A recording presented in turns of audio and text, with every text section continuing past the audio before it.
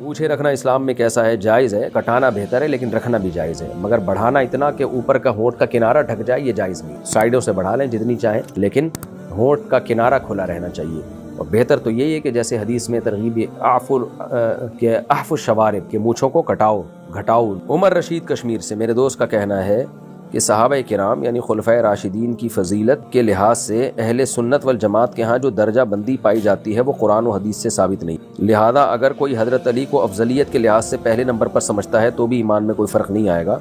اس میں رائے کا اختلاف ہو سکتا ہے، رہنمائی فرمائیں۔ غلط بات ہے، قرآن و سنت سے بہت وضاحت کے ساتھ یہ بات ثابت ہے۔ دیکھیں حدیث سے جو بات ثابت ہے تو قرآن نہیں کہا ہے نا اطیعوا اللہ و اطیعوا الرسول، رسول کی اطاعت کرو، تو حدیث سے جو بات ثابت ہے وہ بھی قرآن ہی کے کہنے سے ثابت ہے۔ اس لیے نبی صلی اللہ علیہ وسلم سے، صحابہ کرام سے، تابعین سے، اہل سنت والجماعت کا اس پر اجماع ہے کہ، اور حدیث میں آتا ہے امت گمراہی پہ جمع نہیں ہو سکتی، تو اہل سنت والجماعت ہی اس سے مراد ہے۔ 72 فرقوں میں جو 73 میں جو ایک جنتی ہوگا نا وہ اہل سنت والجماعت ہے۔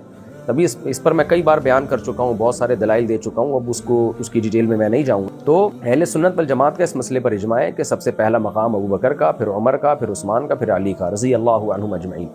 ہاں یہ ضرور ہے کہ حضرت علی کو کوئی باقی تینوں خلفاء پہ ترجیح دے تو کافر نہیں ہو جائے گا، وہ اس سے رہے گا مسلمان، مگر یہ کہ ہے یہ گمراہی والی بات ہے، یہ اختلاف رائے کی اس میں اجازت نہیں ہے، کیونکہ اللہ کے نبی نے بہت وضاحت، سب سے پہلی بات اپنے مصلی پہ نبی نے آخری وقت میں کس کو کھڑا کیا؟ تو ابو بکر کو کھڑا کیا۔ کتنی واضح احادیث ہیں اس بارے میں۔ دوسرے حضرات چاہتے تھے کہ نہیں عمر کو آگے کر دیں، فرمایا نا ابو بکر۔ تو یہ بہت واضح دلیل ہے کہ آپ اپنے بعد اپنا جانشین، اپنا نائب ابو بکر کو بنانا چاہتے ہیں، تو ان کی فضیلت تھی تبھی تو بنانا چاہتے تھے نا۔ پھر حضرت عمر رضی اللہ تعالیٰ عنہ، پھر حضرت عثمان۔ صحیح حدیث میں حضرت علی سے یہ بات ثابت ہے کہ سب سے بڑی فضیلت ابو بکر کی، پھر عثمان کی، عمر کی۔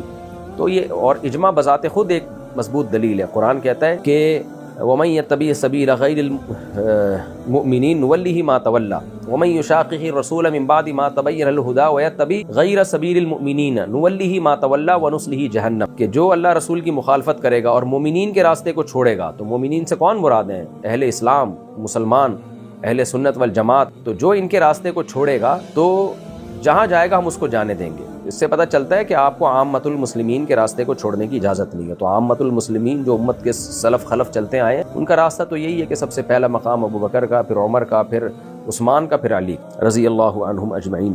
البتہ یہ بات ضرور ہے کہ سیدنا علی ابن ابی طالب رضی اللہ تعالیٰ عنہ کے کچھ جزوی فضائل ہیں جو بقیہ اصحاب میں نہیں، جزوی فضائل کے ہم قائل ہیں۔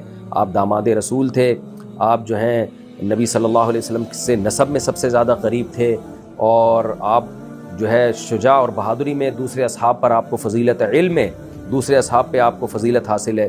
مسروق الاجدع بہت بڑے تابعی ہیں، ان کی رائے کے مطابق، وہ حضرت عائشہ کے شاگرد ہیں، ان کی رائے کے مطابق خلفائے راشدین میں سب سے بڑے عالم جو تھے حضرت علی ابن ابی طالب رضی اللہ تعالیٰ عنہ۔ تو یہ جزوی فضائل یقیناً ثابت ہیں سیدنا علی رضی اللہ تعالیٰ عنہ کہ آپ صلی اللہ علیہ وسلم نے فرمایا تمہاری میری نسبت ایسے ہے جیسے موسیٰ کی ہارون سے نسبت تھی، فرق یہ ہے کہ میرے بعد کوئی نبی نہیں۔ یہ بہت بڑی بات ہے، لیکن اس طرح کی فضیلت حضرت عمر کے بارے میں بھی ہے، لو کان بعدی نبی لکان عمر، میرے بعد نبی ہوتا تو عمر ہوتے۔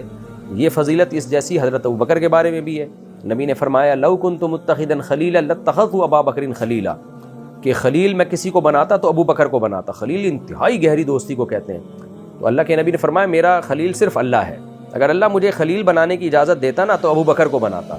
یعنی اللہ کے بعد آپ صلی اللہ علیہ وسلم اپنے لیے کسی کو منتخب کر رہے ہیں تو ابو بکر کو کر رہے ہیں، یہ کتنی بڑی فضیلت ہے۔ تو اس لیے جو ہے اہل سنت والجماعت کا موقف اس بارے میں بہت مضبوط ہے، اور اجماع سب سے بڑی دلیل ہوتی ہے، اجماع امت۔ باقی اس سے کسی ان مسائل میں کسی سے بحث نہ کریں۔ کوئی اگر کہتا ہے حضرت علی کی فضیلت ہے تو اس کی رائے ہوگی، اس کو چلنے دیں، اس پر آپ اسی رائے کو اختیار کریں جو اجماعی رائے ہے اہل سنت والجماعت۔